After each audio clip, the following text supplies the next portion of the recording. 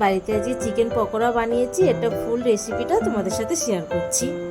Chicken pakora রেসিপির জন্য আমি আগে ছোট সলিড চিকেনগুলোকে ছোট ছোট করে পিস করে নিলাম।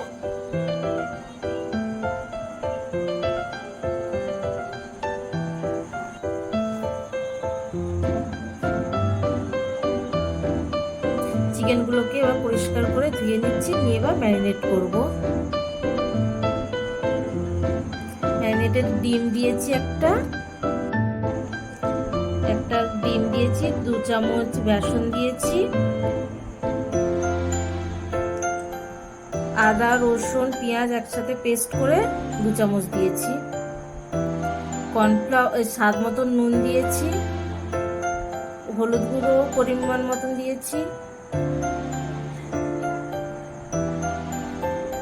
লঙ্কা গুঁড়ো পরিমাণ মতন,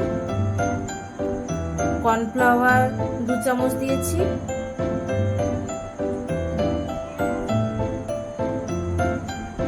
এবার এটাকে ভালো করে ম্যারিনেট করে নেব।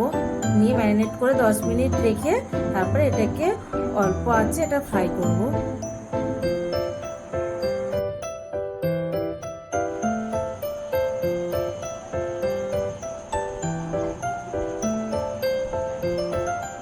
আমি উনুনটাকে ধরিয়ে নিচ্ছি আগে, নিয়ে এবার কড়াইটা তেল বসিয়ে তেলটা গরম করে আর এবার পকোড়াগুলো আমি অল্প আঁচে এটাকে ফ্রাই করব।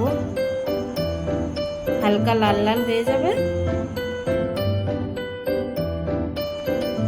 অল্প আঁচে হালকা 10 মিনিট ভেজেছি।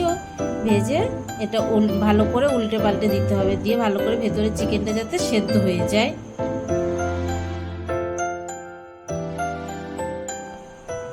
এটা ভাজা হয়ে এসেছে, এবার আমি এটাকে উঠিয়ে নেব। একদম লাল লাল করে ভেজে নিয়েছি, নিয়ে এটাকে উঠিয়ে নিচ্ছি। আমার পকোড়া ভাজাটা আমার পুরো কমপ্লিট হয়ে গেছে।